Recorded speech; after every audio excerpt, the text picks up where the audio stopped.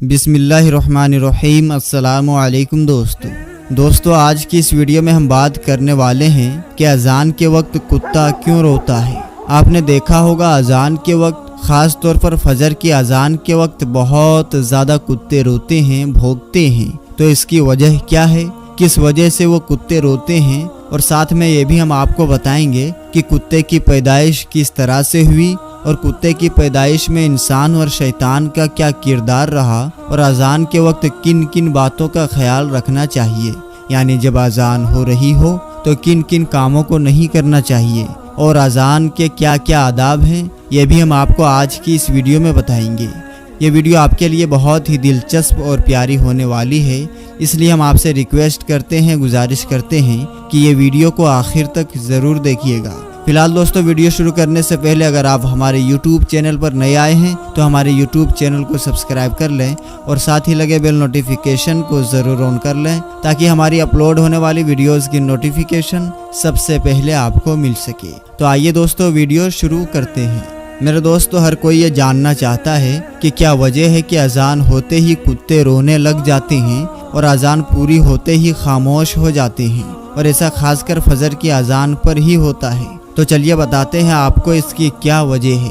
اللہ تعالیٰ نے جانوروں کے اندر ایک ایسی طاقت عطا فرمائی ہے جو ہم انسانوں کو نہیں دی ہے، جبکہ اللہ تعالیٰ نے انسانوں کو اشرف المخلوقات بنایا ہے، یعنی کہ تمام مخلوقات میں سب سے بہتر بنایا ہے، لیکن اللہ تعالیٰ نے انسان کو وہ طاقت نہیں دی جس سے وہ آسمانوں یا پھر چلتے پھرتے شیطان بلاؤں یا پھر مصیبتوں کو دیکھ سکے، لیکن یہ جانور انہیں دیکھ سکتے ہیں۔ وہ بے زبان ہونے کی وجہ سے وہ انسانوں کو نہیں بتا سکتے، لہٰذا وہ ایسی آوازیں نکال کر انسانوں کو خبر کرنے کی کوشش کرتے ہیں۔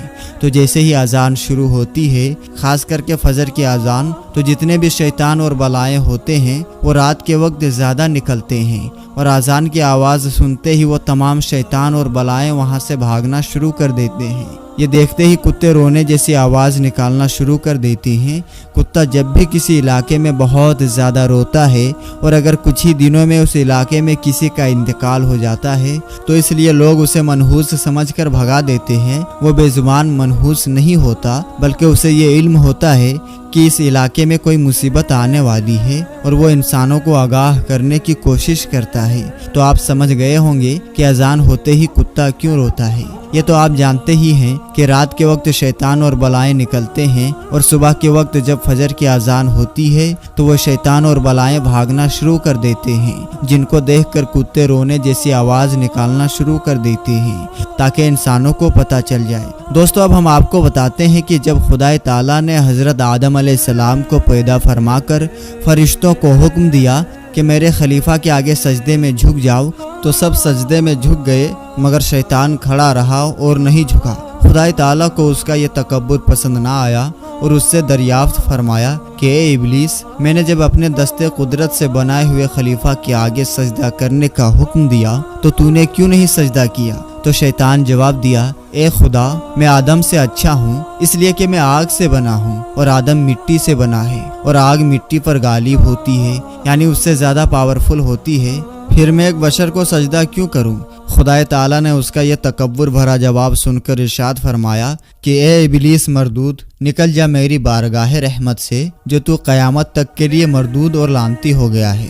اس کے بعد خدا نے جب حضرت آدم علیہ السلام کا پتلا مبارک تیار فرمایا تو فرشتے حضرت آدم علیہ السلام کے اس پتلے مبارک کی زیارت کرتے تھے، مگر شیطان مردود حسد کی آگ میں جل بھن گیا تھا، اور ایک مرتبہ اس مردود نے ساری حدیں پار کر دی، اور اس نے کیا یہ کہ بغض اور کینے میں آ کر حضرت آدم علیہ السلام کے پتلے مبارک پر تھوک دیا۔ یہ تھوک حضرت آدم علیہ السلام کے نام مبارک کے مکان پر پڑا۔ خدا تعالیٰ نے حضرت جبرائیل علیہ السلام کو حکم دیا کہ اس جگہ سے اتنی مٹی نکال کر اس مٹی کا کتا بنا دو۔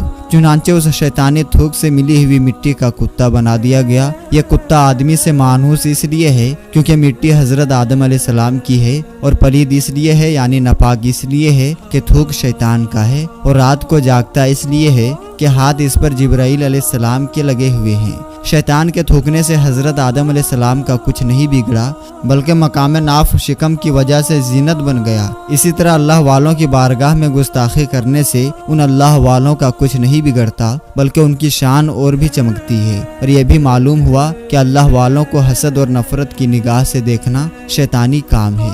तो मेरे दोस्तों, अब आप समझ चुके होंगे कि कुत्ते की पैदाइश आखिर कैसे हुई और कुत्ते की पैदाइश में इंसान की नाफ का क्या किरदार था और शैतानी थूक का भी क्या किरदार था। अब आइए दोस्तों जानते हैं कि अजान के वक्त किन किन बातों का ध्यान रखना चाहिए। नंबर 1, अजान के वक्त बातचीत ना करें। नंबर 2, अजान हो रही हो तो सलाम भी ना करना चाहिए। नंबर 3, अजान के वक्त कोई भी सलाम करे तो जवाब भी नहीं देना चाहिए। और नंबर 4, अगर कुरान की तिलावत भी कर रहे हों तो भी अजान के वक्त खामोश हो जाएं। नंबर 5, अजान का अदाब ना करने वालों पर अल्लाह का सख्त अजाब होगा। नंबर 6, अजान को गौर से सुने और हर कलिमात को दोहराएं। नंबर 7, अगर रास्ते में अजान शुरू हो जाए तो ठहर जाएं। नंबर 8, अजान के वक्त अजान पर गौर न करने वालों पर अल्लाह का अजाब होगा। नंबर 9, अजान के वक्त किसी भी तरह का कोई संगीत नहीं सुनना चाहिए। नंबर 10, अजान के वक्त औरतों को सिर ढक कर रखना चाहिए। नंबर 11, अजान के वक्त कभी भी पैर पसार कर नहीं सोना चाहिए।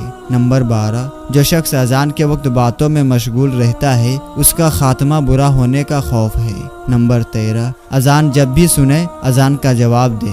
कहने वाला जैसा कहे सुनने वाला भी वैसा ही कहे।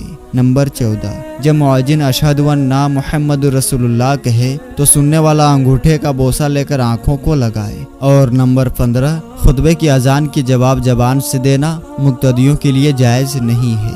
और नंबर 16, हैजो नफास वाली औरतों को अजान का जवाब नहीं देना चाहिए। नंबर 17, पेशाब या पखाना करने वाले अजान का जवाब ना दें। दोस्तों, अजान के दौरान इन बातों का ज़रूर ख्याल रखें। अल्लाह हमें और आपको इन सब बातों पर अमल करने की तौफीक अता फरमाए। आमीन अल्लाहुम्मा आमीन। तो दोस्तों, अब हम आपको बताते हैं 11 कामों को करने से अल्लाह पाक घर से बरकत ख़त्म कर देता है। तो वो 11 काम कौन कौन से हैं, आइए हम आपको बताते हैं। नंबर 1, बिस्मिल्लाह पढ़े बगैर खाना खाने वाले के घर से।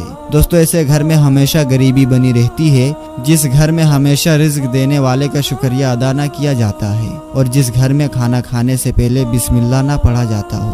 तो दोस्तों, अगर आप ये चाहते हैं कि आपके घर में बरकत बनी रहे और आपके रिज्क में बरकत हो तो जब भी आप खाना खाएं तो खाना खाने से पहले बिस्मिल्लाह जरूर पढ़ लिया करें।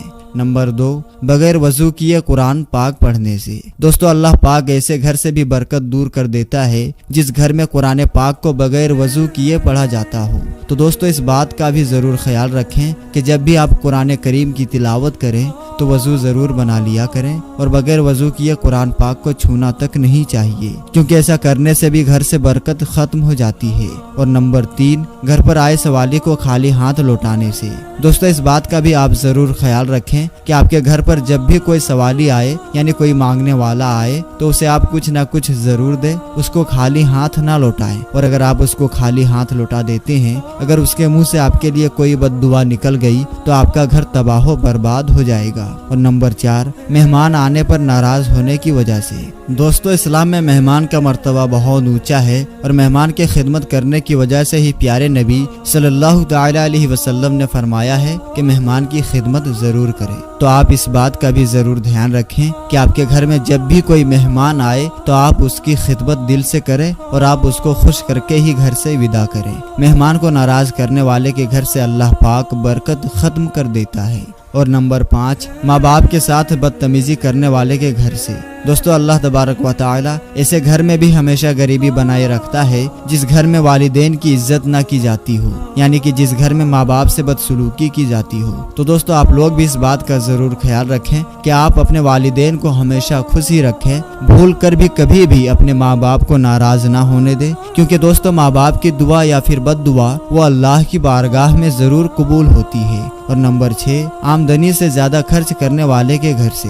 दोस्तों, फिजूल खर्ची करना अल्लाह को नापसंद है, इसलिए आप इतना ही खर्च करें जितनी आपकी आमदनी हो। अगर आप अपने आमदनी से ज्यादा खर्च करोगे तो अल्लाह ताला आपके घर से बरकत खत्म कर देगा और आपके घर में हमेशा गरीबी बनी रहेगी। और नंबर 7, सुबह देर तक सोने वाले के घर से।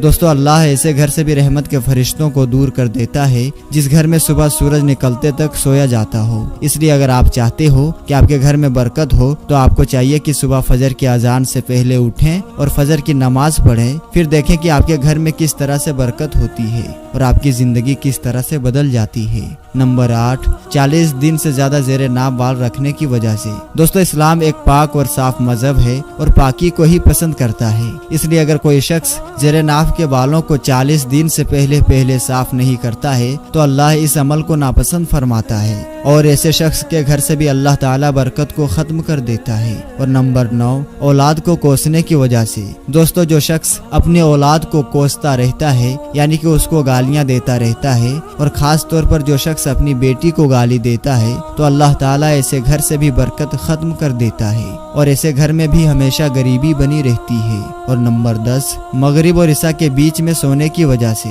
दोस्तों, अल्लाह ने ईशा और मगरिब के बीच के वक्त में सोने से मना फरमाया है, इसलिए दोस्तों अगर आप चाहते हैं कि आपके घर में बरकत हो तो कभी भी आप भूलकर भी ईशा और मगरिब के बीच में ना सोएं। और नंबर 11, कुरान पाक की तिलावत ना करने की वजह से। दोस्तों, जिस घर में कुरान पाक की तिलावत ना होती हो तो अल्लाह पाक ऐसे घर को भी नापसंद फरमाता है और अल्लाह ऐसे घर में भी हमेशा गरीबी बनाए रखता है। तो दोस्तों, ये है वो 11 काम जिनको करने से अल्लाह पाक घर से बरकत खत्म कर देता है और ऐसे घरों में हमेशा गरीबी बनी रहती है। तो दोस्तों, अगर आप ये चाहते हैं कि आपके घर में भी बरकत हो और आपका घर गरीबी और परेशानी से बचा रहे तो इन 11 कामों को कभी भी भूलकर भी ना करें। तो दोस्तों, उम्मीद करते हैं कि आपको हमारी आज की वीडियो बेहद पसंद आई होगी। वीडियो पसंद आने की सूरत में वीडियो को लाइक करें और अगर आपने अभी तक हमारा चैनल सब्सक्राइब नहीं किया है तो चैनल को सब्सक्राइब करें। फिर मुलाकात होगी इंशाअल्लाह ताला किसी नई और अच्छी वीडियो के साथ। तब तक के लिए आप अपना और अपनों का बहुत ही ज्यादा ख्याल रखें। अस्सलामु अलैकुम, अल्लाह हाफिज।